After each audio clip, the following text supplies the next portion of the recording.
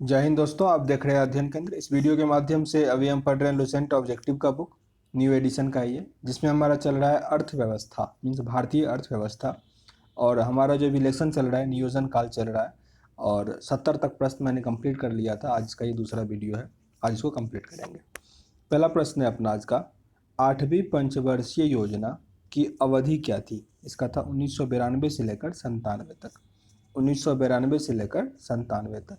अच्छा, टेलीग्राम पे मैंने एक शॉर्ट नोट इसका डाल दिया था, आर्थिक नियोजन का। एक छोटे से पेज में था, जो इंपॉर्टेंट था सब कुछ मैंने उसमें लिख दिया था। तो टेलीग्राम चैनल ज्वाइन कर लीजिएगा, आपको वो मिल जाएगा। आगे प्रश्न है हमारा, 8वीं पंचवर्षीय योजना का नवीन प्रारूप किसके निर्देशन में तैयार किया गया था? काफ़ी अच्छा प्रश्न है ये। प्रणब मुखर्जी के निर्देशन में। निम्नलिखित में से किस पंचवर्षीय योजना में आर्थिक समृद्धि दर अपने लक्ष्य से अधिक रहा? अपने लक्ष्य से अधिक रहा 8वीं पंचवर्षीय योजना में। 8वीं पंचवर्षीय योजना में वह पंचवर्षीय योजना जिसमें 4 सरकार ने अपने अपने तरीके से प्रारूप तैयार किया था, 8वीं पंचवर्षीय योजना था। 8वीं पंचवर्षीय योजना।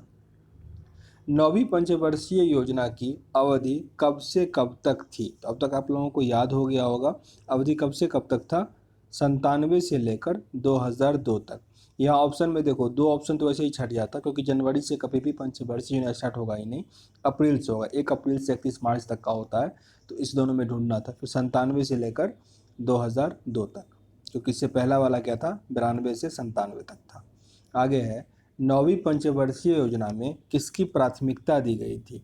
इसका टारगेट था न्यायपूर्ण वितरण एवं समानता के साथ विकास। न्यायपूर्ण वितरण एवं समानता के साथ विकास, मतलब सबका विकास। ऑप्शन नंबर ए यहाँ पे आपका सही है। 9वीं योजना के प्राथमिक क्षेत्र कौन कौन थे? तो यहाँ पे आंसर है इनमें से सभी, मतलब पर्याप्त उत्पादक रोजगार पैदा करना, मूल्यों में अस्थायित्व रखते हुए आर्थिक विकास की गति को तीव्र करना, न्यायपूर्ण वितरण एवं समानता के साथ विकास। ये 3 कारण थे 9वीं योजना का प्राथमिक कारण। तो आंसर यहाँ पे आपका सी, इनमें से सभी सही है। 10वीं पंचवर्षीय योजना की अवधि क्या थी? तो वो योजना 2002 में ख़त्म हुआ 9, तो कब स्टार्ट होगा? 2002 से लेकर 2007। 10वीं पंचवर्षीय योजना 2002 से लेकर 2007 तक चला था। 10वीं पंचवर्षीय योजना जो 2002 से 2007 तक चली थी के दौरान किस वर्ष भारत में सबसे अधिक वृद्धि देखने को मिला? ये दोनों प्रश्न उसी टाइप का है, इसको हम स्किप करते हैं।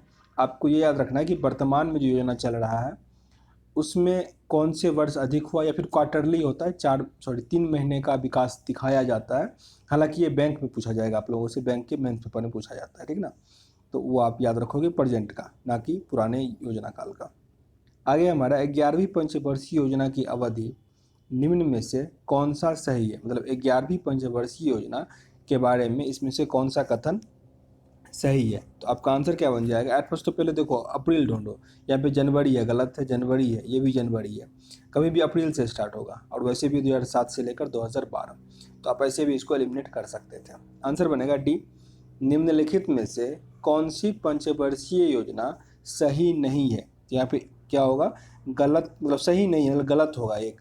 तो चतुर्थ जो था 66 से 67, ये गलत है, जबकि प्रथम 51 से 56 तक चला था, तृतीय 61 से लेकर 66 तक, और द्वितीय 56 से लेकर 61 तक चला था। फिर से रिपीट कर लेते हैं इसको।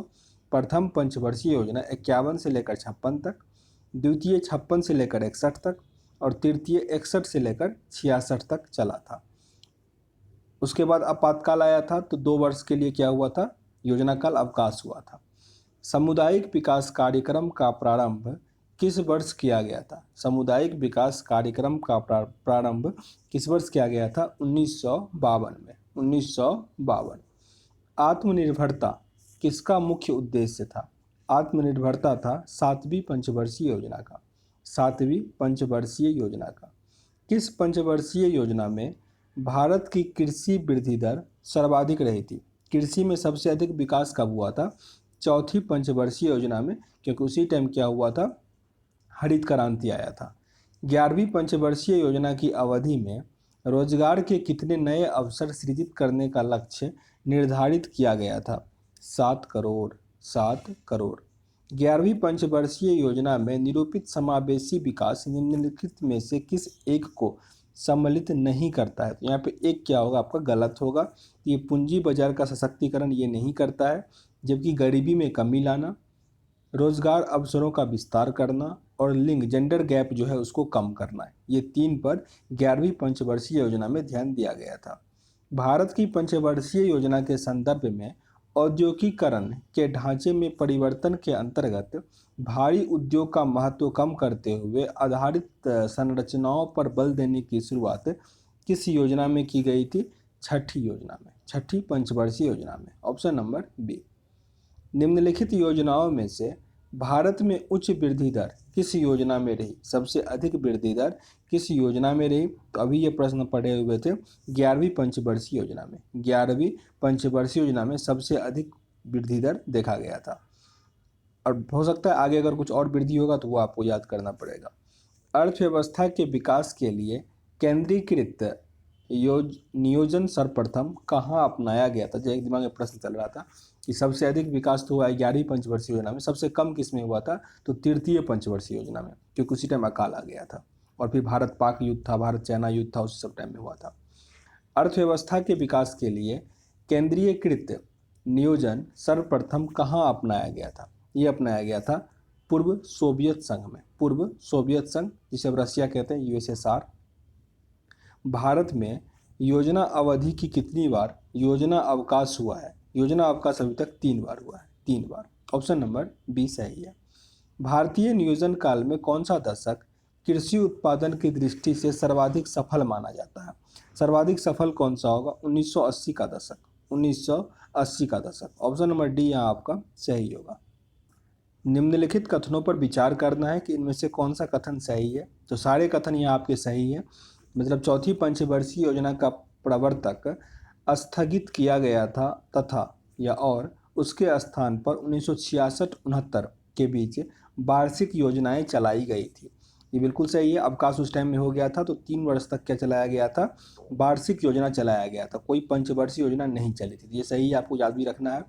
5वीं पंचवर्षीय योजना 1 वर्ष पूर्व ही समाप्त कर दी गई थी, ये भी सही है। और 8वीं पंचवर्षीय योजना का प्रारंभ 1990 से लेकर मतलब एक्सीड कर गया था, तो 1992 में शुरू हुआ था और 97 तक चला हुआ था। तो 1992 के बदले 1992 में स्टार्ट हुआ, 1990 के बदले 1992 में स्टार्ट हुआ था। तीनों कथन यहाँ पे सही है, आपका आंसर यहाँ पे डी बनता है। नीति आयोग का गठन किस वर्ष किया गया था? उससे पहले वो क्या था? प्लानिंग कमीशन था। नीति आयोग का गठन किस वर्ष किया गया था? 2015 में, 2015 में। अच्छा, शायद मैंने इससे पहले किसी वीडियो में 2005 कह दिया था, ठीक ना? याद रखना 2015 है, 2015 सही आंसर है। आंसर बनेगा डी। भारत में योजना आयोग का गठन कब हुआ था? भारत में योजना आयोग का गठन कब हुआ था? ये रिपीटेड है, बहुत इंपॉर्टेंट है। 15 मार्च 1950, 1950 याद रखो, मार्च 1950। हालांकि 15 मार्च भी याद रह जाए तो और अच्छी बात है। योजना आयोग के स्थान पर नया नीति आयोग जनवरी 2015 में अस्तित्व में आया। नीति आयोग का पदेन अध्यक्ष किसे बनाया जाता है? तो हेड उसका कौन होता है? प्रधानमंत्री होता है, प्रधानमंत्री। ऑप्शन नंबर ए आपका सही होगा। निम्नलिखित में से किसे नवगठित नीति आयोग का प्रथम उपाध्यक्ष बनाया गया? निम्नलिखित में से किसे नवगठित नीति आयोग का प्रथम उपाध्यक्ष बनाया गया था? Arvind Pankhadiya, Arvind Pankhadiya. Option number C सही है। नीति आयोग का प्रथम मुख्य कार्यकारी अधिकारी मीन सीईओ किसे बनाया गया? नीति आयोग का प्रथम मुख्य कार्यकारी अधिकारी या नीति आयोग का सीईओ सबसे पहले किन्हें बनाया गया? आंसर बनेगा आपका Sindhu Shri Khullar, Sindhu Shri Khullar. Option number A. NITI Aayog के उपाध्यक्ष को भारत सरकार के सरकारी वरीयता क्रम में महत्व का दर्जा किस रैंक पे दिया गया है? तो यह है भारत सरकार के कैबिनेट मंत्री के समान, कैबिनेट मंत्री के समान। आंसर बनेगा ऑप्शन नंबर ए। भारत के नीति आयोग के संबंध में कौन सा कथन सही है? इसमें से कौन सा कथन नीति आयोग के बारे में सही बता रहा है? तो उपरोक्त में से सारे सही हैं। मतलब नीति आयोग का संविधान में कोई उल्लेख नहीं है, बाद में उसको ऐड किया गया। इसके सदस्यों एवं उपाध्यक्ष का कोई निश्चित कार्यकाल नहीं होता, वो संसद के द्वारा एक्सीड होता है। इसके सदस्यों के लिए कोई निश्चित योग्यता भी नहीं होती है। ये तीनों यहाँ पे सही है। आंसर क्या बनेगा? Option number D. NITI Aayog की स्थापना की गई है। नीति आयोग की स्थापना की गई है किनके द्वारा? तो संघीय मंत्रिमंडल द्वारा एक विशेष प्रस्ताव पारित कर। हालांकि इसका नाम बस चेंज हुआ है, पहले क्या था? योजना आयोग था या प्लानिंग कमीशन था, उसका नाम चेंज करके नीति आयोग कर दिया गया। पर किसके द्वारा किया गया? संघीय मंत्रिपरिषद के द्वारा 2015 में। भारत का नीति आयोग, मतलब इसमें से भारत के नीति आयोग के बारे में कौन कौन सा कथन सही है? तो 2015 में इसे बनाया गया था और ये एक सलाहकारी निकाय है, सलाह देता है। तो ऑप्शन नंबर सी सही है। 1 और 3 यहाँ आपका सही है। राष्ट्रीय विकास परिषद का गठन किस वर्ष किया गया था? विकास परिषद का गठन 1952 में किया गया था। बहुत इंपॉर्टेंट है ये। राष्ट्रीय विकास परिषद का गठन किस वर्ष किया गया था? 1952 में। राष्ट्रीय विकास परिषद का अध्यक्ष कौन होता है? प्रधानमंत्री ही होता है, प्रधानमंत्री। राष्ट्रीय विकास परिषद का पदेन सचिव कौन होता है? पदेन सचिव नीति आयोग का जो सचिव होगा वही क्या होगा? राष्ट्रीय विकास परिषद का पदेन सचिव होगा। राष्ट्रीय विकास परिषद में कौन शामिल नहीं होता है? तो इसमें वित्त आयोग का सदस्य शामिल नहीं होगा। वित्त आयोग का सदस्य शामिल नहीं होगा। ऑप्शन नंबर सी आपका सही है यहाँ पे। 1967 में किसे राष्ट्रीय विकास परिषद के सदस्य की मतलब सदस्यता प्रदान की गई थी? ये प्रदान किया गया था केंद्रीय मंत्रिमंडल के सभी सदस्य को और केंद्र शासित प्रदेश के प्रशासक को। आंसर बनेगा आपका बी। 1 और 3 सही है। नीति आयोग के उपाध्यक्ष के संबंध में निम्नलिखित में से कौन सा कथन सही है? यहाँ पे उसे कैबिनेट मंत्री का दर्जा प्राप्त है, साथ ही वह आयोग का वास्तविक कार्यकारी प्रमुख होता है। आंसर बनेगा सी। 2 और 3 दोनों सही है। राष्ट्रीय विकास परिषद किससे संबंधित है?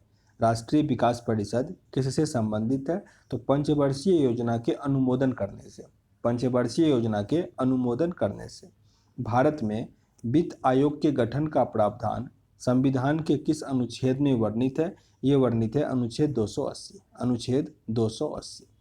वित्त आयोग के संदर्भ में कौन सा कथन यहाँ पे सही है? वित्त आयोग के संबंध में कौन सा कथन यहाँ सही है? तो आंसर बनता है डी, उपरोक्त सभी सही। मतलब यह एक संवैधानिक निकाय संस्था, याद रखिएगा। नीति आयोग संवैधानिक संस्था नहीं है, वित्त आयोग संवैधानिक संस्था है। इसका गठन संविधान के अनुच्छेद 280 के अंतर्गत किया गया है और 13वें वित्त आयोग के अध्यक्ष विजय केलकर थे। आप अनुच्छेद 280 याद रखो, बहुत इंपॉर्टेंट है। वित्त आयोग का संबंध अनुच्छेद 280 से है। अभी तक कुल कितने वित्त आयोग का गठन किया जा चुका है? तो अभी 15 वित्त आयोग का गठन किया जा चुका है। अगर आप बाद में इसको वीडियो देखोगे तो उसको अपडेट करते रहना। प्रथम वित्त आयोग के अध्यक्ष कौन थे? प्रथम वित्त आयोग के अध्यक्ष कौन थे? केसी नियोगी। केसी नियोगी। ऑप्शन नंबर ए सही है। निम्नलिखित में से कौन अभी तक गठित किए गए किसी भी वित्त आयोग के अध्यक्ष नहीं रहे? इसमें से कौन सा अभी तक एक भी बार वित्त आयोग का अध्यक्ष नहीं बना है? तो आंसर आपका क्या बन जाएगा?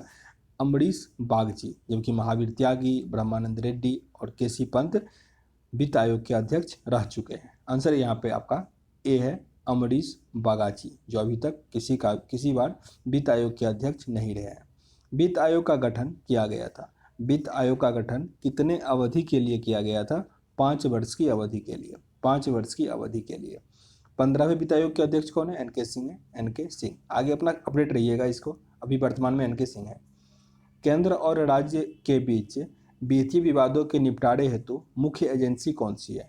केंद्र और राज्य के बीच वित्तीय विवाद को निपटाने के लिए राष्ट्रीय एजेंसी कौन सी है? वित्त आयोग। वित्त आयोग। Option number D. वित्त आयोग क्या करता है? इसमें से वित्त आयोग का काम क्या है? संसाधनों के केंद्र और राज्य के बीच बंटवारे का निर्णय लेता है। संसाधनों के केंद्र और मतलब कोई संसाधन है उसका केंद्र और राज्य के बीच कैसा बंटवारा होगा उसका निर्णय कौन लेगा? वित्त आयोग। निम्नलिखित में से कौन सा एक विकास कार्य नीति के नेहरू महालनोबिस मॉडल का अभिलक्षण नहीं है? मतलब इसमें से एक गलत है, जबकि 3 यहाँ क्या है? महालनोबिस और नेहरू का जो पैक्ट था उसका वो लक्षण बताता है। तो सार्वजनिक क्षेत्र में औद्योगिक निर्माण एवं विनिवेश ये नहीं है, जबकि पूंजीगत माल के उद्योग का विकास, अर्थव्यवस्था में राज्य के प्रति अंतर्भाविता, सार्वजनिक क्षेत्र में विस्तार और महत्व की वृद्धि करना। फिर फिर से इस तीनों को रिपीट कर लेते हैं, जो नेहरू महालनोबिस मॉडल पर आधारित था। पूंजीगत माल के उद्योग का विकास, अर्थव्यवस्था में राज्य की प्रमुख अंतर्भाविता, सार्वजनिक क्षेत्र के विस्तार और महत्व में वृद्धि करना। ये तीनों यहाँ पे सही है, आंसर बनेगा सी, ये गलत था। निम्नलिखित में से कौन सी 12वीं पंचवर्षीय योजना का कथित व्यापक दृष्टि तथा आकांक्षाओं की सर्वोत्तम व्याख्या है? तो तीव्रता, धारणीय और अधिक समावेशी समृद्धि। ऑप्शन नंबर ए यहाँ आपका सही होगा। निम्नलिखित में से कौन सा एक द्वितीय पंचवर्षीय योजना के उद्देश्यों में नहीं है? निम्नलिखित में से कौन सा एक द्वितीय पंचवर्षीय योजना के उद्देश्यों में नहीं है? तो खाद्यान्नों में आत्मनिर्भरता प्राप्त करना तथा उद्योग और निर्यात की जरूरतों को पूरा करने के लिए कृषि उत्पादन को बढ़ाना। ऑप्शन नंबर सी आपका यहाँ पे सही है। किस पंचवर्षीय योजना के दौरान आपातकाल लगाया गया था, नए चुनाव हुए थे और जनता पार्टी चुनी गई थी? ये बात है पांचवी पंचवर्षीय योजना की।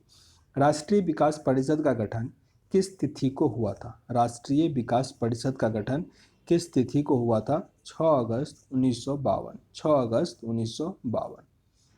नियोजन पूर्वपेक्षित समझा गया। नियोजन पूर्वपेक्षित समझा गया, कब इसे समझा गया था? तो समुचित सामाजिक आर्थिक विकास के लिए, विकास के लाभ समरूप में विस्तृत करने के लिए, आंचलिक विषमताओं को दूर करने पर विशेष ध्यान केंद्रित करने के लिए और उपलब्ध संसाधनों का उपयोग अधिकतम बनाने के लिए। यहाँ पे चारों कथन, इसको फिर से रिपीट कर लेते हैं। अधिक वीडियो बनाने से क्या होता है कि दिक्कत होने लगती है। चलो इसको फिर से रिपीट करते हैं, ठीक है ना। नियोजन पूर्वपेक्षित समझा गया है, संतुलित सामाजिक आर्थिक विकास के लिए, विकास के लाभ समरूप की विस्तृत करने के लिए, आंचलिक विषमताओं को दूर करने और ध्यान केंद्रित करने के लिए, उपलब्ध संसाधनों का उपयोग अधिकतम बनाने के लिए। चारों क्या है? नियोजन पूर्वपेक्षित समझा जाता है। ऑप्शन नंबर डी यहाँ आपका सही है। वित्त आयोग के अध्यक्ष के लिए जरूरी है कि वह क्या करे? वित्त आयोग के अध्यक्ष के लिए जरूरी है कि वह सार्वजनिक मामलों में अनुभव वाला व्यक्ति हो। सार्वजनिक मामलों में अनुभव वाला व्यक्ति हो। राष्ट्रीय नियोजन में रोलिंग प्लान की अवधारणा कब लागू की गई थी?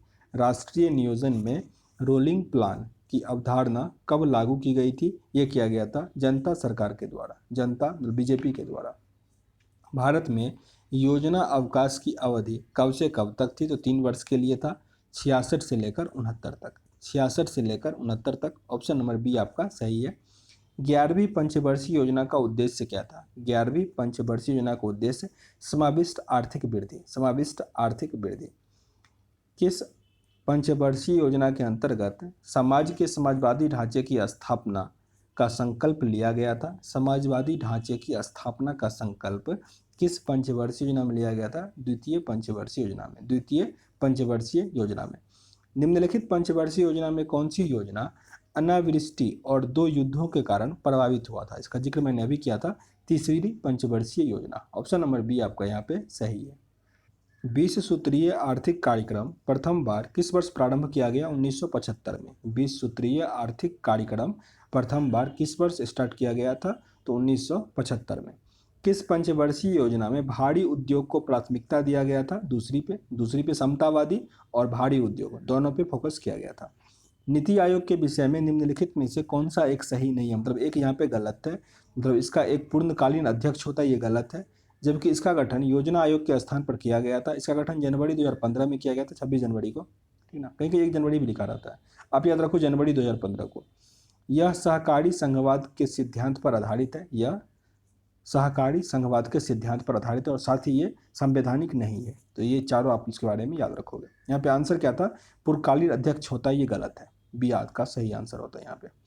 योजना काल में सर्वाधिक समृद्धि दर प्राप्त की गई थी? किस योजना काल में सबसे अधिक समृद्धि दर इसमें से विकास किया गया था? क्योंकि आंसर तो इसका 11वीं पंचवर्षीय योजना था, पर ऑप्शन में नहीं है। मतलब फिर से रिपीट करता हूँ, आंसर इसका 11वीं होता पर ऑप्शन में नहीं है, तो 10वीं योजना। 10वीं योजना सबसे अधिक विकास 11वीं में हुआ। आगे हमारा चल योजना मीन्स रोलिंग प्लानिंग के बारे में निम्नलिखित कथनों पर विचार करना है कि इसमें से कौन सा कथन रोलिंग प्लान के बारे में सही है। तो ऑप्शन नंबर बी यहाँ आपका सही है, मतलब चालू वर्ष के लिए यह योजना अपने वार्षिक बजट शामिल होता है और साथ ही यह अर्थव्यवस्था की आवश्यकता अनुसार प्रतिवर्ष संशोधित होता है। आंसर ऑप्शन नंबर बी है। नेहरू महालनोबिस विकास की युक्ति निम्नलिखित में से किस एक पंचवर्षीय योजना द्वारा पहली बार क्रियान्वित की गई थी? तो यह भी प्रश्न पढ़े हुए थे। ये कौन सी पंचवर्षीय योजना में था? तो दूसरी पंचवर्षीय योजना में, दूसरी पंचवर्षीय योजना। ऑप्शन नंबर क्या हो जाएगा? ऑप्शन नंबर बी आपका यहाँ पे सही हो जाएगा। दूसरी पंचवर्षीय योजना में नेहरू और महालनोबिस का प्लान आया था।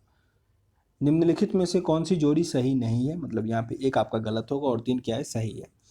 तो तृतीय पंचवर्षीय योजना 66 से लेकर 71 तक, ये आपका यहाँ पे गलत है। जबकि प्रथम पंचवर्षीय योजना 51 से 56, 11वीं पंचवर्षीय योजना 2007 से 12 और छठी पंचवर्षीय योजना 80 से 85 तक, ये तीनों यहाँ पे क्या है? सही है। निम्नलिखित में से कौन सा सही नहीं है? मतलब एक यहाँ भी क्या होगा? गलत है। तो तीसरी पंचवर्षीय योजना 66 से 71 वही गलत है और ये सब सही है। मतलब 10वीं योजना 2002 से 7, प्रथम 51 से यहाँ पे क्या हो जाएगा? 56, ठीक ना? ये भी गलत है। ये यहाँ पे प्रिंट गलत हो गया, यहाँ पे भी गलती कर दिया है, 1980 से 80 ही कर दिया है, इसको स्किप कर दो, ये सारे गलत है, ठीक ना? निम्नलिखित में से कौन सुमेलित नहीं है? यहाँ पे एक क्या होगा? सुमेलित नहीं है, मतलब वही आपका गलत आंसर होगा। चौथी पंचवर्षीय योजना 66 से 71, ये आपका गलत है। यहाँ पे प्रथम पंचवर्षीय योजना 51 से 56 सही है। द्वितीय 56 से 61, तृतीय 61 से 66 ये गलत है। फिर 3 साल के लिए अवकाश हुआ था, मतलब 69 से स्टार्ट हुआ था 76 तक का, ठीक ना? तो ये गलत है। Option number D. निम्नलिखित में से कौन सा युग्म सही है? मतलब आगे मॉडल कार्ड दिया गया है, आपको बताना है कि इसमें से कौन कौन सा कथन आपके बारे में सही बता रहा है। तो प्रथम के मॉडल कार कौन थे? द्वितीय का था महालनोबिस, ये भी गलत है। टूमर इसका था हॉर्नाल्ड। यहाँ पे सारे कथन क्या है? गलत बता रहे हैं। देखिए, जबकि ऑप्शन के अकॉर्डिंग क्या दिया गया है कि 1 और 2, मतलब द्वितीय के थे डोमर मॉडल और पहला का था महालनोबिस मॉडल, ठीक ना? लेकिन दूसरा पंचवर्षीय योजना का कौन था? मतलब महालनोबिस मॉडल था। तो ये भी कथन क्या है? सारे गलत गलत बता दिए, ठीक ना? इसको भी भूल जाओ। और किसका मॉडल कार कौन था वो मैंने वो नोट बना के डाल दिया है, तो आप उसको देख लेना, आपको याद हो जाएगा। और सारे इंपॉर्टेंट भी नहीं है, जो इंपॉर्टेंट है वो मैंने उसमें लिख दिया था। तो आपका ये लेसन कंप्लीट हो जाएगा। अब लास्ट एक मिसलेनियस एक्सरसाइज है, वो आने के बाद इसका मास्टर वीडियो आ जाएगा, जिससे आप रिवीजन कर लेना। तो इस तरह अगर अच्छा लगा हो, कुछ सीखने का मौका मिला हो तो लाइक करना, नहीं पसंद आ रहा हो डिसलाइक भी कर सकते हो, पर कारण जरूर बताना। मिलता है नेक्स्ट वीडियो में, तब तक के लिए जय हिंद।